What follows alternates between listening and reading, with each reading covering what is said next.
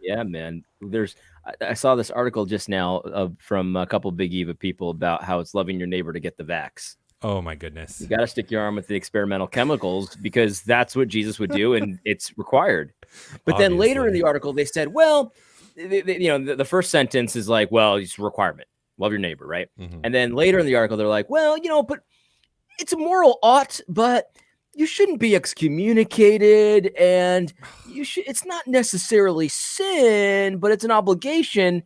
It's like even their nonsense is limp wristed. Like they Yeah. can't do anything straight up. Yeah. It's all just everything is just so lame. Seriously, it's pathetic at this point. Yeah. I commented on, I know you saw it, I think you liked it, where I was like, they're going to eventually require baptism and the Yeah. vaccination Oh yeah. for communion. And I said that line, I was going to just tweet it real quick as a joke. And then I thought about it for a second and I'm like, wait a minute, am I joking or am I You don't prophesying even here? know. You don't even I know. don't even Yeah. know. I totally see like an Andy Stanley doing this whenever he opens Yeah. up his church again. No problem. Where you have to do, because the thing is, like, they're already talking about the vaccination pass, whatever, to travel. Why wouldn't Big Eva churches do that? I mean, it's loving your neighbor. Yeah, I mean, the government told them to. Well, if the government tells you it's loving your neighbor, then you know it's true. Yes, absolutely.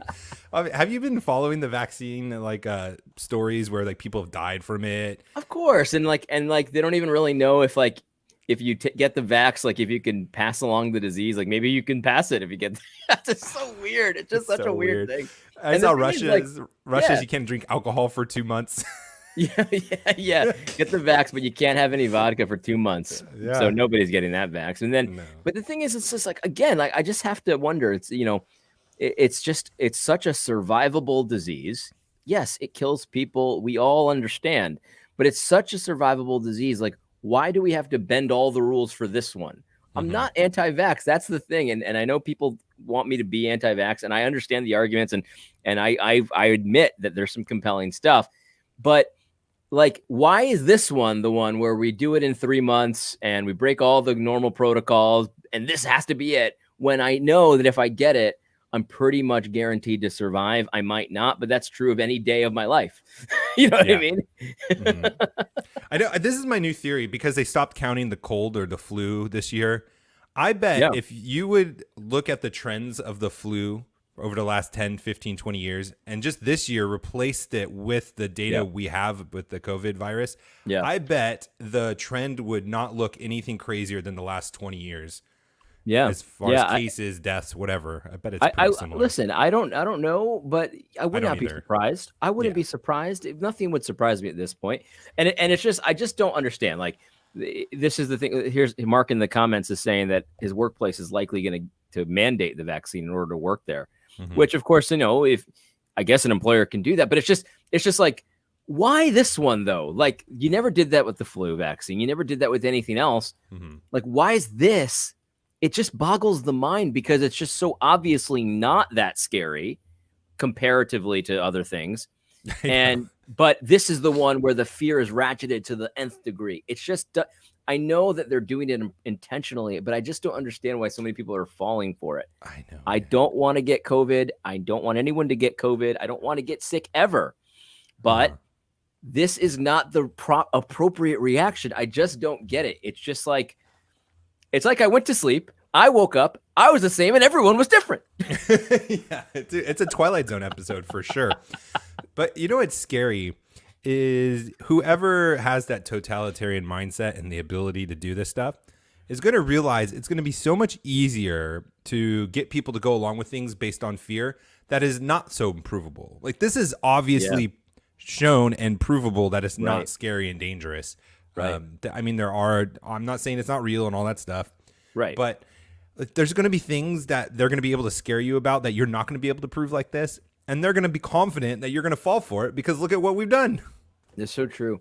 And then there's this line that I think that there are certain people I think that and I'm one of them, depending on the situation. Like there'll be a time like if I have to go to Walmart and I don't have a lot of time and I don't want to cause any controversy. If the guy tells me to wear the mask, I'll put it on. I don't care, right? Like fine, I got to get your stuff. I got to go. Mm-hmm. And so there are people that aren't crazy, but are still doing it begrudgingly or just like they don't want to cause any problems and stuff like that. And I think a lot of people that I talk to are like, well, it's just a mask. I don't want to make a big scene about a mask. Mhm. All right, I get that. I understand the mentality. But the stick in your arm thing with whatever it is supposed to be in there. Yeah. And that, like, there has to be a line, right? Like, don't you think there has to be No. like I used to think that, but no, I don't think there's a line anymore. Do you think Big Eva knows how to draw a line? That's the most squishiest line you've ever seen in your life. It's all squiggly. right? No, like, I don't think there's a line. I don't think you're there's right. a line at all. Because the thing is, it's like, yeah, you're right. Because what would be the logical argument? Well, I just don't want to cause a big scene. I'll just give it to me. Yeah. I guess we'll all die together. I would think that a line would be for especially us Christian people, like, hey, yeah, you can't tell us not to go to church, or hey, you can't tell us not to sing, or hey, you can't tell us not to take communion. But the line hasn't been drawn yet. I mean, some churches, to be fair, but I'm just saying as a whole. And Alan Dershowitz, he's a liberal Democrat-y guy, but he's pretty like a libertarian constitutional guy. He said that states could constitutionally mandate the vaccine. Yeah, I mean, I don't understand that at all. I don't understand that at all. I don't think that any one of the signers of the Constitution or the Bill of Rights would have said that one of the things that the government does have is the ability to stick your arm with chemicals if they say it's for your safety. I just don't get that. I don't get it at all. How could that be? How can you read the Constitution in that way? It doesn't make any sense to me. It doesn't make any sense. And I know there's not like this national line that we have as a group of people, but I'll tell you, they ain't sticking me with a needle. I'd rather die. Yeah, I'm not going doing down. Yeah. I'm not doing it. That's just all there is to it. Yeah, exactly right. And so the last thing about this, with that comment, is how does the workplace know or can tell that you got the vaccine or not? Like, I understand they're saying it, but as all of our like kind of theory about medical issues and stuff where you can't ask, it's your private issues that they don't, it's illegal. No. Like, is it all out the window now and we're just allowed to ask anyone about anything now? Is that where we're at? I guess. I don't know. I just don't know. It's so preposterous how quickly things have changed, and that's just where we're at, and you just got to deal with it, I guess. That's where it at. We have, let me first say, welcome to Reformgelical. 7.5 minutes in. We got the intro in. If you guys have any questions, obviously, if you or wherever you're watching this live, you can put them in the chat and we will answer them if we want to. Thank you for everyone who subscribes to us on Patreon, patreon.com/reformgelical, and Super Chats. You guys are awesome. Thank you for supporting us, sharing the show and stuff. Yeah. And the show is continuing to do great. And so we appreciate it. We Let have me fun say doing this. it. Yeah, let me say this. I appreciate, ever since we've been doing this platform, it's been a while now, and I haven't said this, but the comments that you can get them from Facebook and YouTube and all that stuff, it's such a better show in my opinion. So if you enjoy this show, you can be a part of it. The comment, we can't read every comment, but I love it. Yeah, I love it too. You know what? Actually, come to think of it, this might be like our anniversary-ish. I think we started in December last year. Well, there you go. So happy anniversary. I'm into that. Oh, well, why not? So yeah, if you have your questions, feel free to throw them in there. We may or may not answer them if they're spiffy enough. All right, what's going on? All right, we talked about the vaccines, but this was an interesting, on the Gallup mental health study, the only group of people, the only demographic, and they looked at gender, they looked at a party identification, religious services, race, marital status, age group. The only demographic that improved in mental health from 2019 to 2020 were weekly church attenders by +4 points. Everyone else was negative, but +4 increase in mental health stability for going to religious services. I got to tell you, I'm totally shocked. It's almost like there's blessings in God's commandments. It's amazing. Good stuff. Yeah, I saw that. I didn't really quite understand all the data, but it was definitely nice to see that. Guys, like, you guys have it in your power to just not consent to the nonsense.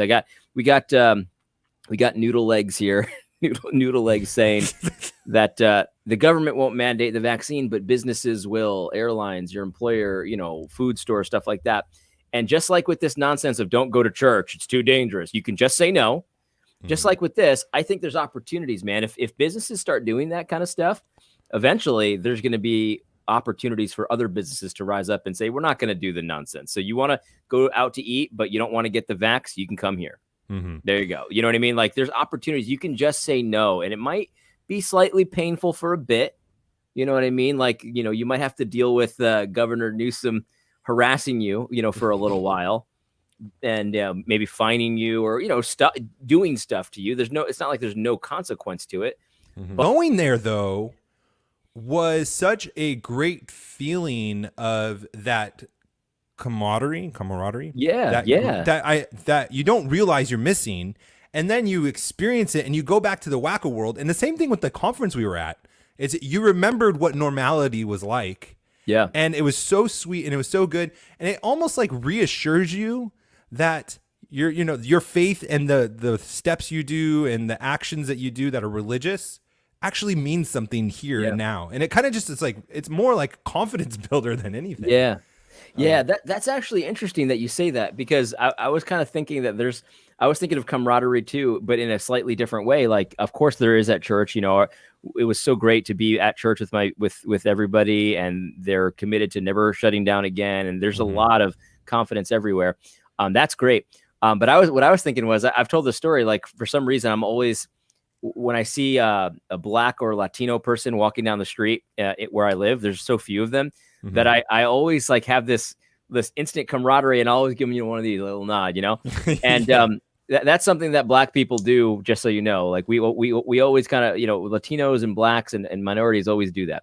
Anyway, but I've noticed the camaraderie, that kind of camaraderie, with the maskless people, because there's just so few of them. Yeah. And so when you see the maskless person, you're like, yeah, what's up? You know, we know what's up. We know what's going on. Like there's like this instant connection. Of like, yeah, I'm not scared. Are you scared? No, I'm not scared either.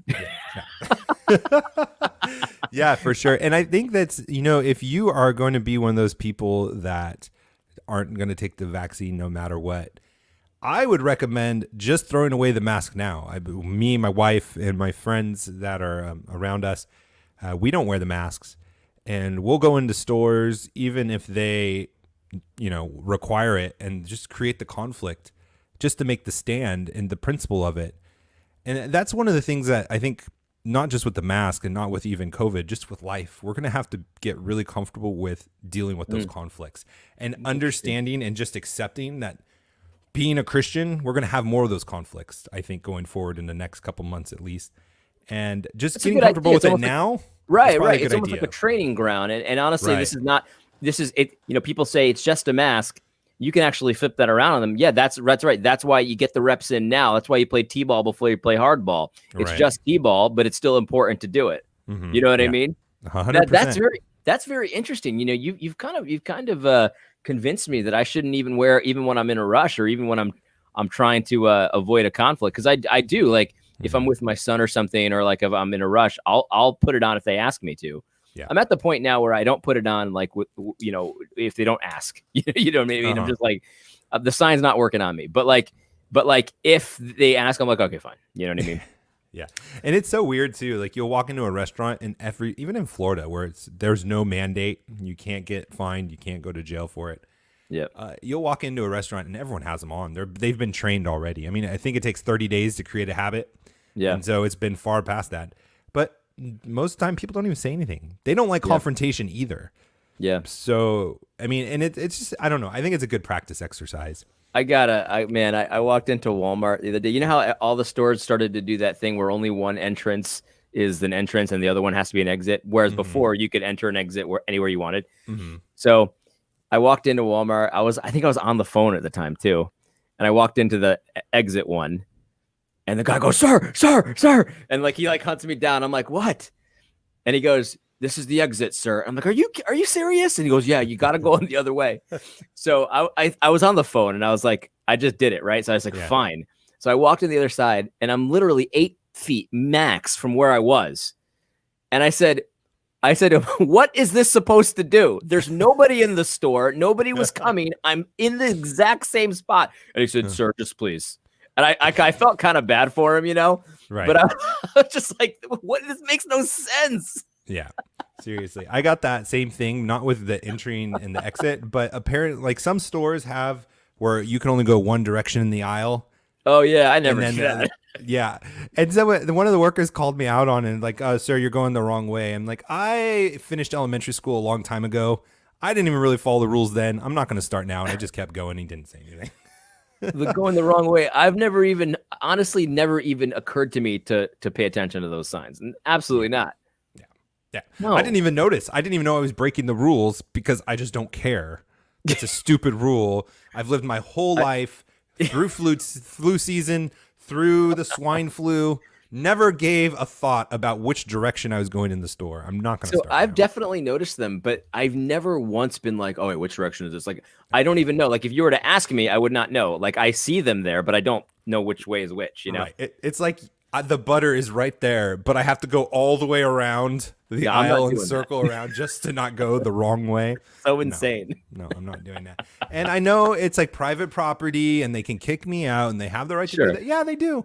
But just like Toby says, is cheerful disobedience, because you got to make these stands. If we don't make these stands now, Yeah. the vaccine, then the companies are going to just feel like they can mandate it because they've had no Right. pushback with the masks. We've So talked unless we about start this doing that before, now, yeah.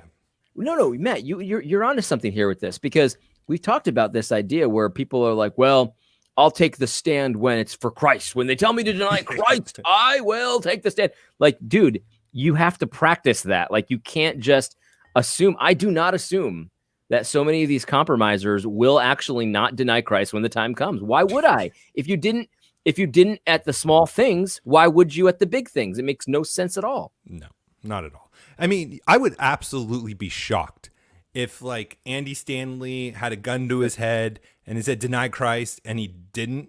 Like, I'd be shocked. He just shut down his church for 2 years because the government said he might get the equivalent of the flu. You think he's going to deny Christ? I mean, you think he's not going to deny Christ? I mean, I don't know, but I'm just saying I would be surprised. Like, there's a lot of people like that where I'd be surprised if they made a big stand because they haven't made any stand so far. So why would you ever think they would be on the big platform? You know, this big Eva stuff is so interesting because they'll say, you know, well, loving your neighbor, you know, the studies have shown this and that. And the studies are always extremely flimsy and very debatable. And so it's like, if you're going to make me do stupid stuff based on nonsense studies, and we can't possibly really know because nobody's ever been in this situation before. So like, what wouldn't they do based on studies? What study would they reject? Yeah. I just don't understand. Like, is it possible to reject a study and still be a Christian? That's what I'd really like to know. Somebody please call Al Mohler and ask him, is it possible to be a Christian and reject a study that they say is scientific? Right. Or like, if you aren't going to reject these scientific studies and it's going to affect your worship, it's going to affect how you hold church services, then how can you ever fault a Mormon for believing in the Book of Mormon? Like, what's so different from adding to the books of the Bible and scientific studies? Hey man, you got me. The new priests are good at hiding their priestly stances, I guess. Yeah, it's so crazy, man. And you know, I think we talked about this. I'm so sick of science. I know. Sorry I never liked science in school either. I never liked science anyway. Oh man, I would just like to get back to real science. I would like scientists to actually do science. Not in the rushed vaccine kind of way, but in the other kinds of real science. But we were talking about a couple weeks ago, maybe it was a couple weeks ago. It was after we stopped recording. We were talking about are we already at a place where we have a state-run church? And we kind of were talking about it, and we kind of just threw it out there. We really didn't think about it. I've been thinking about it a lot more, and honestly, when you compare it to like the Church of England back in the day, I don't know where we are that far off for the churches that are taking orders. It's not like the Church of England didn't talk about Jesus. It's not like they didn't have the Bible and they weren't sharing from the Bible. They were just taking their orders from the government. What's so different about that now? Yeah, you know, it's such a good point, because I think that people get this impression that in order for it to be a state government, it has to be like the official Church of the United States or something like that. Like, no, that's not how it works. Like, as long as the government is setting the rules of what you do and what you don't do, it's already a state church. It's already a state church. Like and people are going to be like, well, the government says you can't murder in the church, so that's not true. No, I'm talking about the worship of the church. I'm not talking about that kind of stuff. That's their sphere, man. We always talk about their sphere. They have jurisdiction in their sphere, but what they don't have jurisdiction on is when the church meets, how long the church meets for, if you're allowed to sing or not, are you allowed to take communion? That's the stuff that they're talking about now. So if the state is able to control those things, the elements of worship, we're not talking about small things. This is what worship is made of on the Lord's Day. This is what it is. If you're not hearing the word preached, if you're not singing songs unto the Lord, if you're not taking communion, then you're not a church. Mm-hmm. You know what I mean? So these are the main things. And if they have the jurisdiction to talk about those things and when they should be practiced and how often, whatever, then it's already a state church. You're so right about that, Matt. Mm-hmm. Yeah, it's absolutely crazy. Okay, I kind of got distracted by the comments here. Yes, and sorry. I need you, Joe Carter, expert. Oh, let's hear it, man. Joe Carter said that it's okay to take fetal cell vaccinations. Did you hear about that? Is that true? Yeah, I did hear about that, and I did not read the article, but I heard somebody summarize it. Was it you who I heard someone summarize it? No, I don't read Joe Carter. Come on, I don't click strange links. Yeah, but no, I did, and actually, I opened it up just now, and I did open it at the time, and I kind of skimmed it, but yeah, I did see that. Okay, so question is, can a Christian or should a Christian take a vaccine that is fetal cell vaccine or created or whatever? In the recipe. Yeah, man, this is very interesting. So I know such little information about this. Mm-hmm. I have to say though that if that doesn't at least give you pause, I think there's a problem. Yeah, I honestly like my gut to this is it's kind of like the meat and idol thing. Yeah, if you take a vaccination that has it, you didn't know it. Yeah. Then I don't really feel like you're at fault for it. You're not the one creating murder. You're not the one, that caused a baby to be killed or whatnot. But if you know about it, I don't know. Yeah. I would feel weird about it as a Christian. Well, as far as I understand it, I mean, I have some of these vaccines in my system right now. Like, because when you're a kid, I think that there's some of the ones you get when you're a kid. I think. Am I wrong about that? I've like heard, and I never validated it. Probably because I did hear it as a kid, but that some of them were like experiments and they developed it using stem cells from kids. I don't know enough about this, but it's definitely something that you should at least think about, and maybe I should be thinking about it. So I'll just talk to myself and get back to you. Man, like there's 2020 has really made me rethink my vaccination game. And just what I give my kids. I'm not anti-vaxxer. I'm still not, but I'm super skeptical just because I don't trust the science community at all anymore. Right. Very good point. Yeah, there's really no reason to. All right. The next Joe Carter. This is like a Joe Carter themed comments right now. Yikes. Wrote an article on, this is Naya. I don't know. She's from Australia. We're international, guys. That's right. Joe Carter wrote an article on trusting the science that churches may require attendees to be vaccinated and seems to have no trouble with that thought. Yeah, I think it's the same article that she's talking about. Yeah. And so weird, man. Yeah, let's see. I'm just going to search the word required. Like, I have never seen in the Bible anywhere where Jesus, the New Testament, says that you cannot come to church if you're sick. In fact, it says, have the elders pray for you. Yeah. I would say, right. Like, obviously, we've talked about it before, and a lot of people haven't heard it, so we probably should repeat it once or twice every couple weeks. Sphere of sovereignty. There's the family sphere, the church sphere, and the government sphere. And as the family, you are responsible for the health of your family, for yourself as an individual. If you're sick, you shouldn't go to church for the love of the church, but you're responsible for that. It's weird to me that we have the church making these rules, saying that it's, and like kind of just writing articles about it before these even vaccinations come out. Yeah. That needs to be a requirement to fellowship. That's insane to me. That's not even saying if you're sick, stay home. That's saying you have to do these things. You have to inject your body to be part of church. That's pharisaical in my book. Right, absolutely. So I don't need to think about that. Like, if you want to ask me about the fetal cells and stuff, I need to put some time into that, obviously. I get asked that a lot, so maybe it's about time I did that. But as far as requiring it for churches, no. You cannot, as a pastor, you just can't. You're not allowed to add elements to your worship in that way, where you decide whether someone's clean or unclean, whether or not they have a certain chemical, stuck into their arm at a Right. certain time. You're not allowed to do that. If you're at a church that's considering this, I would even say even the consideration of it is almost enough for me to leave. But God forbid if they require it, that's off. That you cannot submit to that anymore. You just can't.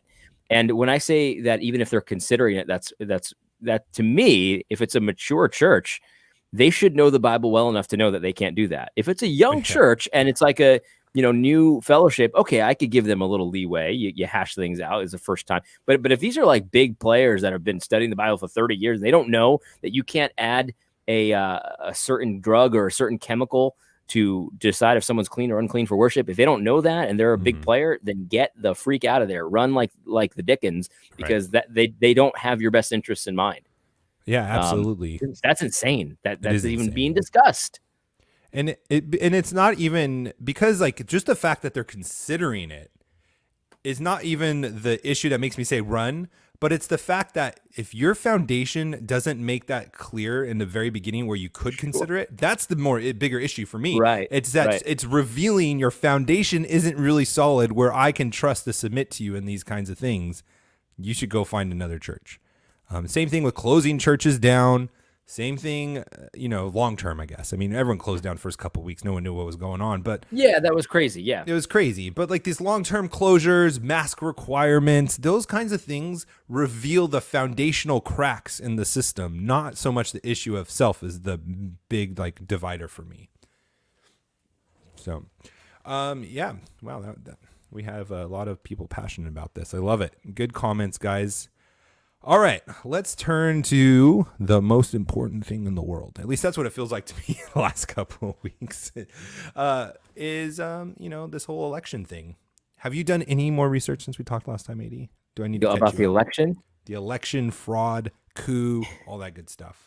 Man, I'll tell you what. I've looked into it a little bit, but it's a maze, and I think that's intentional. That it's a maze. But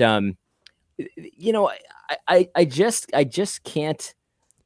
The thing that's striking to me is the fact that if you did not like spend time looking for this stuff, you would not know that this is happening. It's just like it's as if it's not there. We're watching the memory hole work in real time. Like you Google something about this, and it takes a while. Like it's not the top story. And you would think it would be the top story that there's all these allegations and there's cases being filed and this and that. And it only becomes a top story if a case is dismissed. And there's like 100 cases going on. Right. And they're like, well, see, it's dismissed. See, he lost. You know what I mean? And like, that's the only time it becomes national news. That's what it's striking to me, because you can find the information, but it's like buried. Right. It is buried. And even YouTube came out and said that there's this deadline that came. All of those states certified. If you on a YouTube video say that the election was fraudulent and Donald Trump is really the president and Joe Biden, the elect, is not, they're going to remove the video from you. Like it's getting to that point where you can't even talk about it. You can't even dissent from the narrative, or you're just going to be silenced. I mean, that's YouTube, that's Google. So you really do have to dig. But it's really interesting. The case of all cases, or I forgot what Trump said it was the big, beautiful case. I think that's how he said it in his language. Texas, the state, filed against Michigan, Wisconsin, Pennsylvania, and Georgia. And so this is the case that's going to be outcome determinative is the word they're using. 5 states signed on, 15 states have wrote some kind of sorry, go ahead. You have a question? No. Okay. It's like 15 states wrote an amicus brief or whatever it's called, something in some Latin term, supporting.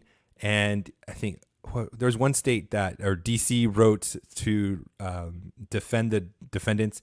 And there's this whole constitutional argument that they're trying to bring to the court that is supposedly going to be the thing that determines if the courts are going to overturn the election or not. And we're supposed to figure that out today or tomorrow. Yeah. So it's going to be really interesting to see. But what was the most interesting thing about it is the main thrust of the case is, can executives and judicial branches of government determine how elections are held when the Constitution specifically gives that power to the legislatures? And in Pennsylvania, the governor, the executive branch for the state, and I think some people from the judiciary, I'm not sure, but wrote for supporting the defendants, and then the legislatures themselves wrote for the plaintiff, which like proves the whole case and the point of why the Supreme Court needs to hear the case. Right. So it'll be interesting to see if they hear it. That's kind of like everyone's kind of waiting to see if they're going to hear the case or not.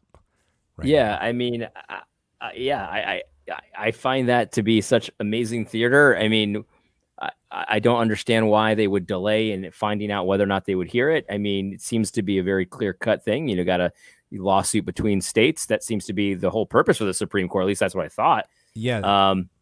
And this is such an obviously important thing that you would think you'd want to hear it and rule on it. Right. Who knows? Yeah, it's going to be interesting. It's going to so this because it's state between state. Apparently, it goes right to the Supreme Court. It's like I'm becoming a Supreme Court scholar now. I never knew that before. Besides it having to go through the lower courts first, but there's now over in some way, shape, or form, at least half of the states are involved in this lawsuit.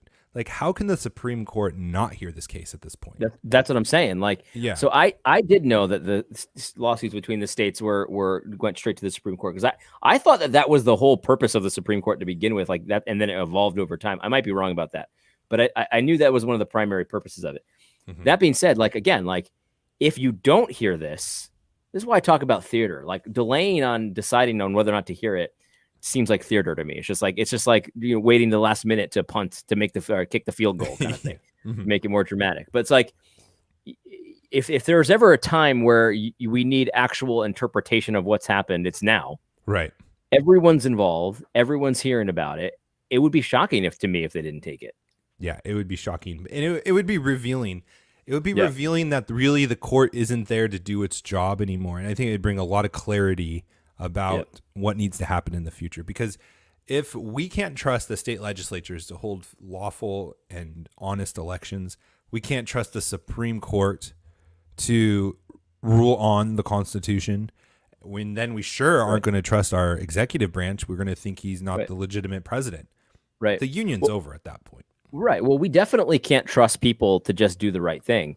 But I think that the key, what you just said here, is if you can't even count on someone even hearing the case to decide whether something bad was happening, like that would be an amazing statement, because of course you can't trust people to not cheat. Mm-hmm. That's why we have a legal system. Right. But if they won't even hear the case, it's just there. Even if you didn't think it had a lot of merit, you'd almost have to hear it, because you've got millions upon millions of people that are thinking, rightly so, that there was cheating involved, and nobody cared. Of Americans. What's that? 48% of Americans was the last poll I saw that believed somehow there was some fraudulent activity, which with a complete media blackout, 48%. Right, because it was in plain sight. It was right before our eyes. We all went to bed, and we all woke up, and we all had the same experience. Like, what are these votes totals? We all can see it. So we know that that's not how numbers work. We know that's not how statistics work or how voting works. We all understand. Mm-hmm. So it would be very revealing. They would be just like a sign that it's basically over. You have to get your own affairs in line. Mm-hmm. You know what I mean? Yeah. And I think they even put the statistic in the lawsuit. It's either 1 in a trillion or 1 in like 10 trillion. The chances of Trump being where he was at 2 or 3 in the morning and for Joe Biden to come back in all those states, it's like 1 in a trillion. A trillion. That's statistically impossible. No, that's right. Well, did you know that a light year was 6 trillion miles? So there you go. Yeah, there you go. Josh in the comments says it was 80% of Republicans. It was 80% of Republicans. It was like 34% Democrat.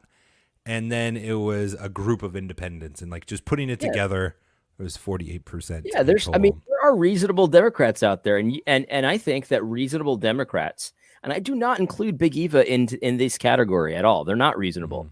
The reasonable Democrats want this to be heard because they want to know that if this was fair and square, they want that to be out. Yep. Anyone who wants there to be a legitimate country wants this to be heard. Mm-hmm. The people that don't want it to be heard don't want to actually have a country. They just want the cheaters. Yeah. Right. They're the people out there that want to maintain a situation where they can continue to keep their finger on the scale. Mm-hmm. And Big Eva's like that. That's why Big Eva, everyone and their mother came out and said, we must accept the fair and square, because they're doing that too in their own way. They're putting their finger on the scale. They want everything to be the way it always has been. That's what they want. And so they can't take any kind of questioning of authority because they rule by that illusion of power. You know, that's why they hate social media so much. They hate it's the same spirit. Yeah.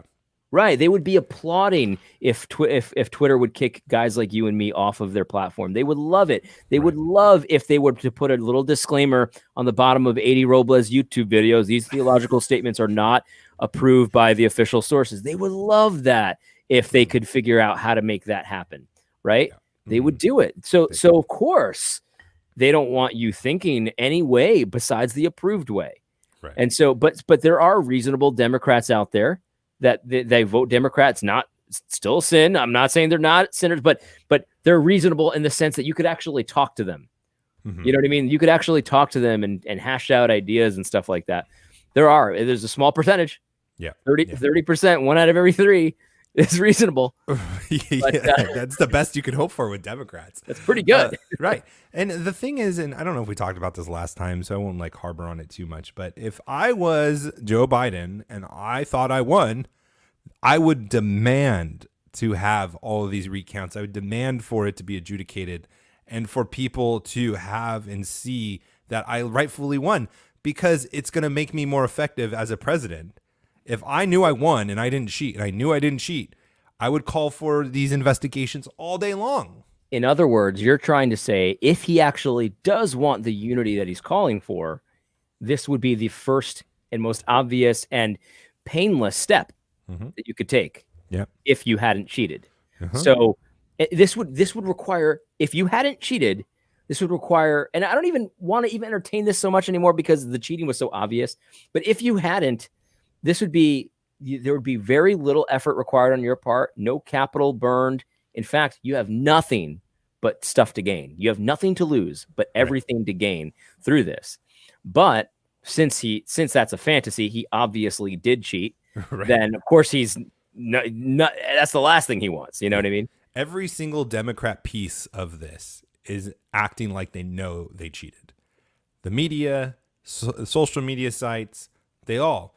YouTube would not ban people talking about this if they thought that he was legitimate. They just wouldn't. Yeah, YouTube. I know. Okay, so this is my funny thing is I love that these Joe Biden investigations are happening. So there was these investigations that were happening beforehand, and then they stopped investigating, which I mean, thanks FBI.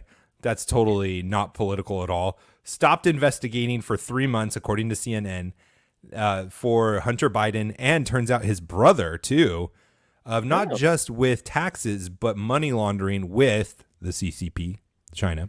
Hey, why not? Chinese Communist Party. Yeah, I know. But I just love it because all of these big Eva people are saying it's not a sin to vote for this guy. It's like, has he done anything that is virtuous? Is there anything about him that you could say as a Christian ideal that's better than Trump or anyone else? No, he's a terrible person. And we're just seeing that more and more. I think it's hilarious. He's got a presidential stately manner about him, though.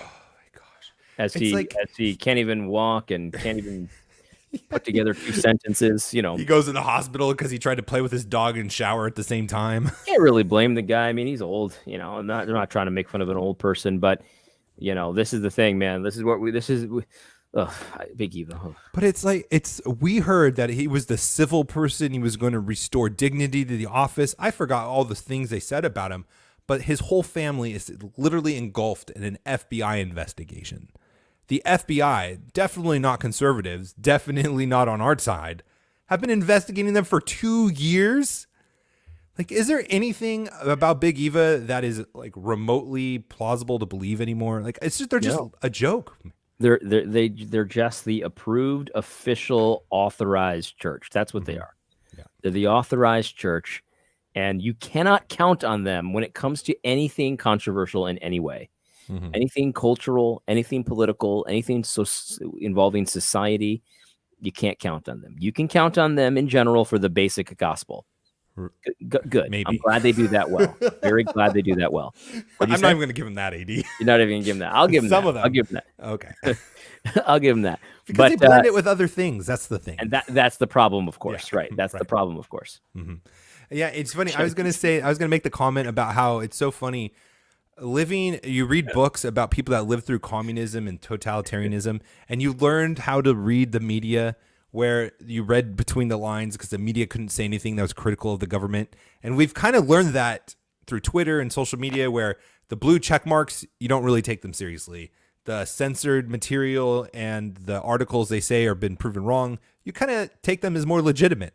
And you kind of learned how to deal with this totalitarian kind of operations. And it's kind of true with Big Eva too. It's like the articles and the things that they're pushing, it's like you automatically need to have a red flag, and you do. You're like, okay, what about this issue is not biblical because they're talking about it and pushing it, right? Are you at that point with Big Eva? Yeah. I mean, Yeah. yeah. So I think you said it well. Okay. I am so against Big Eva at this point that it's the opposite. It's opposite land. Anything they say, it's just that you're right. Just opposite. And it's even like if they say something that you agree with, you're hesitant to even give them compliments anymore. And I've got burned several times for doing this because you feel like it's a trap where they're going to sneak you into a hole and you're going to have to agree to something you didn't intend to agree on. Right. It's like, how'd you get that one right? Who told you? Right. I do get into trouble though sometimes because I think I was going to say this on a video the other day. It was the one I did where I was disagreeing with Doug Wilson on Piper. Yeah, I saw that. Yeah. So there's a thing that Dr. James White talks about, excuse me, where you get so into one topic that you almost start to read it into everything. And so like he does it with anti-Calvinists often will say that every church council was against Calvinism. They just see it everywhere. You know what I mean? Yeah, uh-huh. And so it's like almost like a derangement syndrome. And so like I have to caution myself sometimes to be like, you're a little Big Eva deranged at this point. You know what I mean? Like you're a little Big Eva deranged. Yeah. But honestly, it's even though I have made mistakes on occasion, it's very difficult to make a mistake with Big Eva. They're almost always wrong. Yeah, I know. I saw the first video of John Piper. I didn't see the second, and I think you were spot on with your analysis of it.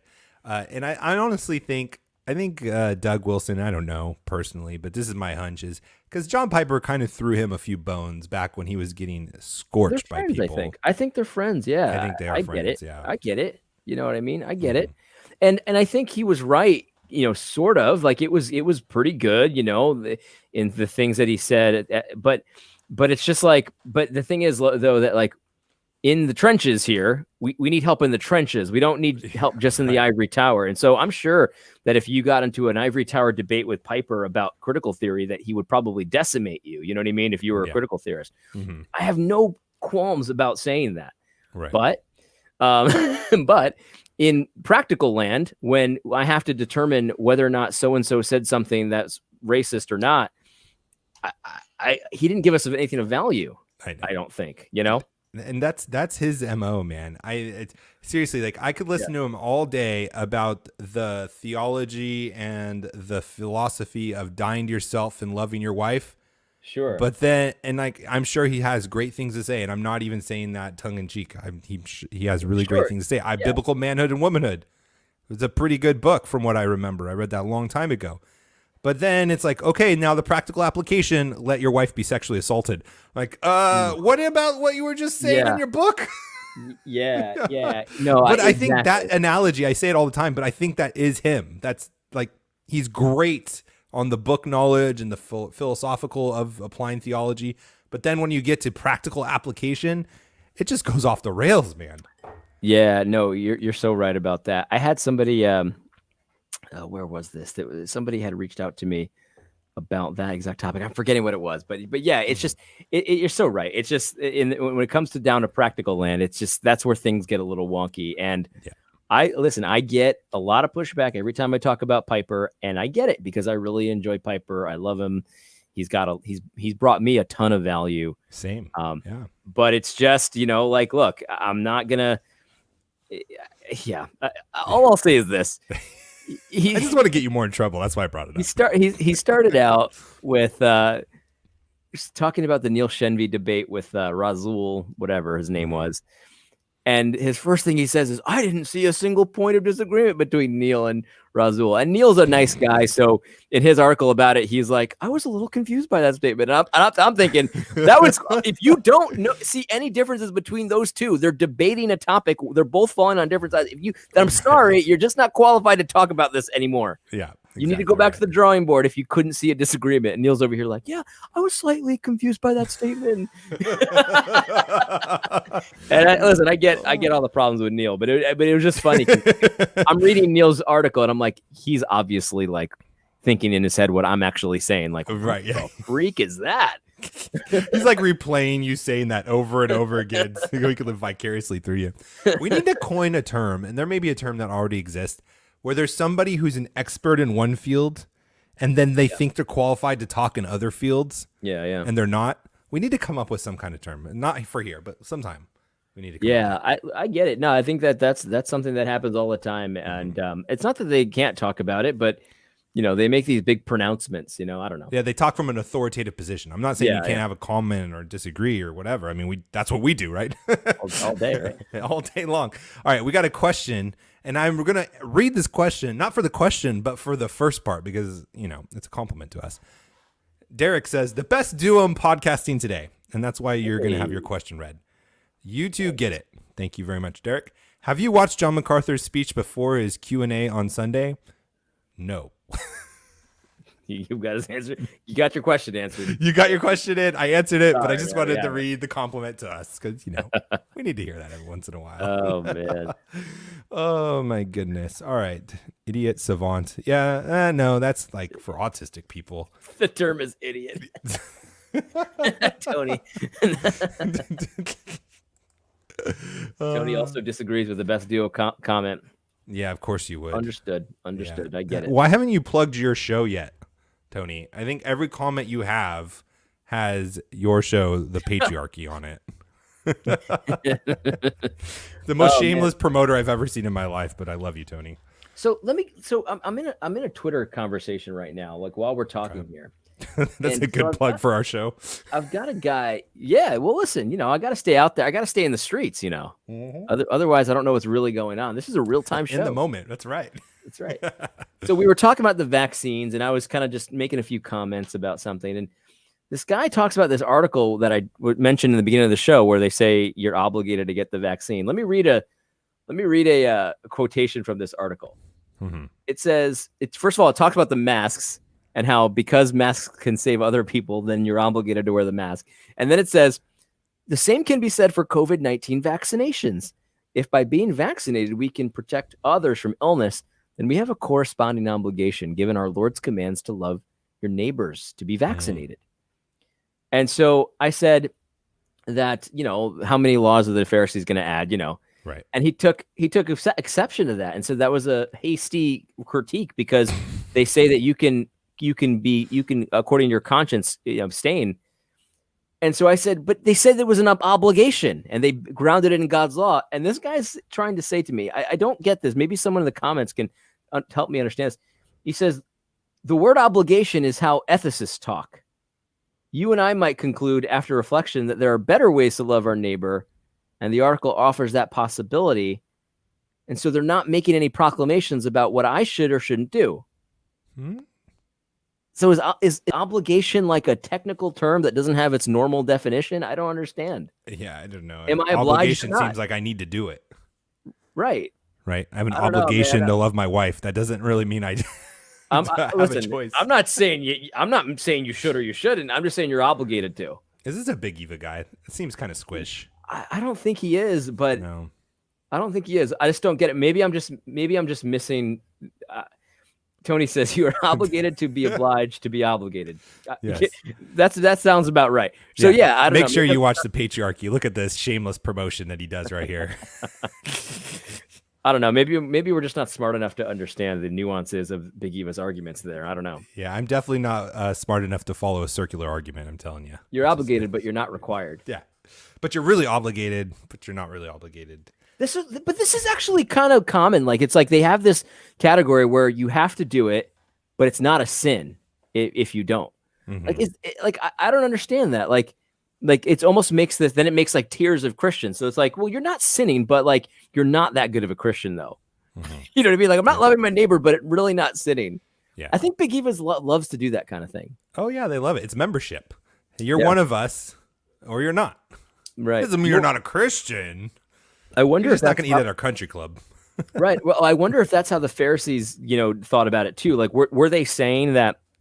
Were they really saying that if you picked up your bed on the Sabbath, that you were no longer going to heaven, or were they just saying you weren't being wise? No. I think it was this. I think it was that they weren't saying you weren't Jewish, to put it in the right context. Yes, they were just saying you're not a Pharisee like us. That's right. What you're not this as good. It's the same thing. Yeah, and I think Paul squashes that when he says, like, I'm thankful I didn't baptize anyone because everyone's bragging about their group. Their Apollos as baptized by Barnabas and all this stuff. I think that's the same mentality as what this is. So you're saying this is the same mentality. So basically the Pharisees weren't saying you weren't Jewish anymore, but they were saying was you weren't like holy. You weren't like this, like we are. We're like above here. Oh, no. It's even that same. It's like in the prayer that Jesus tells the parable where the Pharisee says, thank you for not making me like this guy, this guy, this guy. Yeah. And the other guys, that's kind of interesting because exactly I've noticed this weird category. And again, this is why I stay on Twitter during the show. So Matt, you don't even know because it brings everything full circle. So I'm having this conversation here and I'm like, so what are they saying? So I'm not sinning. I shouldn't be excommunicated, but I'm obligated to love my neighbor as myself, which is just the law. So that would be I'm sinning, but I'm not really sinning. So what are they really saying? They're saying you're going to make it in maybe by the skin of your teeth, but you're not going to ever be one of us. Yeah, you're not as good as us. We really love our neighbor. Look at what we're doing. That's pretty twisted, man. That is pretty twisted. So I think Pharisee was actually the right word. Yep. There's nothing new under the sun. It's the same spirit. It just looks differently. It's like they pray in the windows like, how holy am I? It's wearing a face mask in church. How holy am I? I love you so much. I'm going to bear this. Right, because they weren't necessarily kicking people out of the synagogue for taking up their bed on a Sabbath, but they would threaten that when there was something they really wanted you to do. So it was almost like man, that's so interesting, man. Big Eva's setting this up again. They're setting it up again, man. Because I'm not going to tell you that you are obliged to do something if you're actually not. Like, I might think it's smart for you to invest in XYZ stock, but I would never say you're obliged to invest in this way. Like, why? I would never do that because it's obviously not an obligation.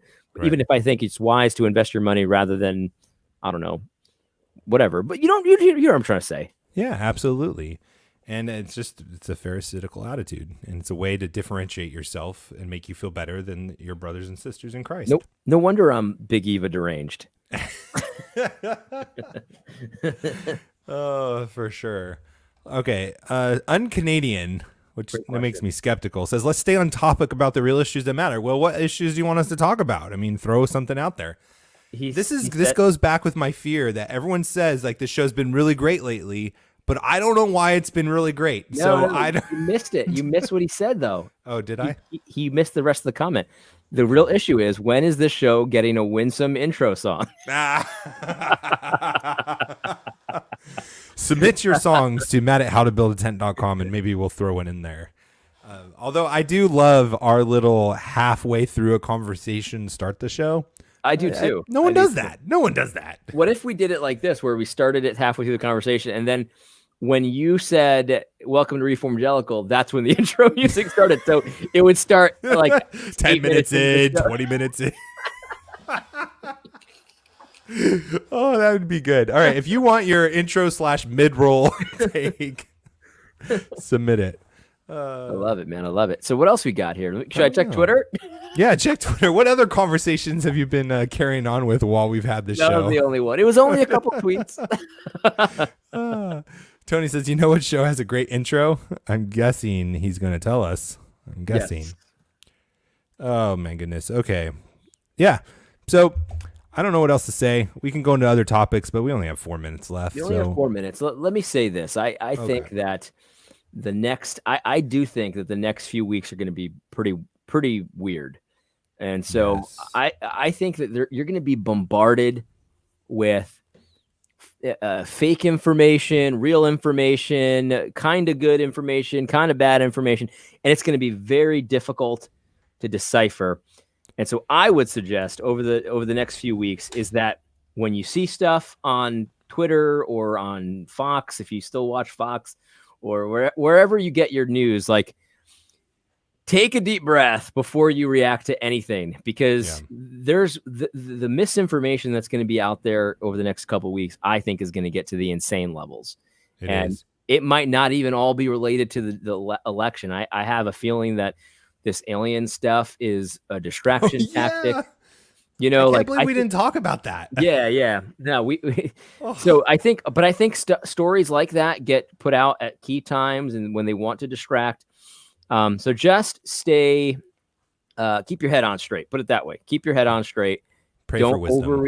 Don't overreact. Pray for wisdom. Keep going to church. Keep doing all those things that they tell you not to do. Have Christmas, for goodness sake. Have Christmas. Oh, yeah. You know what I mean? We'll talk more about that because we have another show before then, but like a couple actually. But yeah, man, things are going to get weird, I think. Yeah.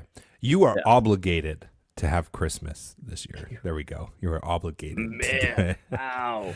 And I'll just say this too. I've been telling people on my show How to Build a Tent, shameless plug, that you really at this time need to be prepared to at least have a month of food, water, and medicine, because I don't know what's coming, and I don't like being the fear monger, and I don't want anyone to act out of fear. We should never act out of fear. We should always be acting out of love, right? Perfect love casts out all fear. But we start seeing things like what's going on and the tension that is building. I mean, our president today tweeted that there was a coup against him. Like, regardless of how this plays out, do you really think that our president's going to step down? And do you really think people are just going to let him continue? So it's escalating. You can see it escalating in the rhetoric that is happening. Yeah. And we need to be wise. We need to be filtering things, and we need to be evaluating how we love our families and protect them and be prepared. Not that you have to go into battle, but just be prepared for another shortage where we don't have toilet paper anymore or something like that. Yeah. Matt, did you see Tony's comment before you said that, or did you just say that on your own accord? So Tony said the exact same thing, which if I was a charismatic still, I'd be like, that's confirmation. But no, it's so true. So basically, here's the thing. Tony said the exact same thing. Every man should have a 1 month supply of essentials minimum for their family right now. There's my serious comment, and I'm dead serious about that. I'm dead serious about that as well. I've been talking about this since the beginning of coronavirus. I think it was before I moved, so it was before it got real crazy. I started talking about this, and I said, look, guys, I don't think this is a big deal, but I could be wrong, number one. And even if I'm wrong, people are going to react to this insane. And I was right about that. And I prepared for, I could probably get through probably a quarter of a year without having to do too much store shopping. Here's the thing. There's nothing wrong with seeing a danger and reacting accordingly. That's actually smart. That's wisdom. And so, you can, if you use your fear to act rationally, that's fine. Like you shouldn't act on fear in an irrational way. But if you're right now sitting here and you don't have a month's supply of food, figure out how to get that done. Most stores are still stocked right now, and you probably can find the money for that. Do it because it's not like a kind of thing that's undoable. So it's not like I'm telling you to put a bomb shelter into your house where you can't afford it and you can't use it for anything else when nothing happens. The food's going to get eaten. The supplies are going to get used. Right. It's not a waste. It's not a waste. So this is, Matt, you're 100% right. Tony, you're 100% right. I haven't been talking about this so much since, early February or whatever, January. But It's so true. We should be prepared for insanity because people are crazy out there. You're right, Matt. Yeah, and like honestly, I've felt the need to tell people this, but I don't know how to do it without sounding crazy because I don't want to be the crazy guy. But Tony, for you saying that, I really appreciate that because like I said, like the president literally is accusing people of a coup. The foundations of what that means is significant. Yeah. And I agree with him. I'm not saying I disagree at all, but the ramifications of that are going to lead to conflict in one way or another. And I was going to talk about this. We ran out of time. But Lou Dobbs, CNN, Fox News host. I saw that. Did you see that? That was crazy. If you haven't, that was crazy. And it's crazy because what he is saying, he's saying this is the cyber Pearl Harbor.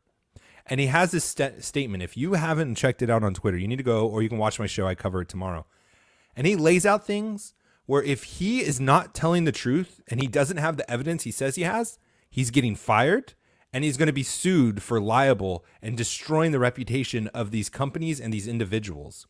But if what he's saying is true, which I have no reason not to believe, I don't know why this guy who's been in news forever would go out on a limb and say this without it being true. There's going to be hard times coming. Yeah.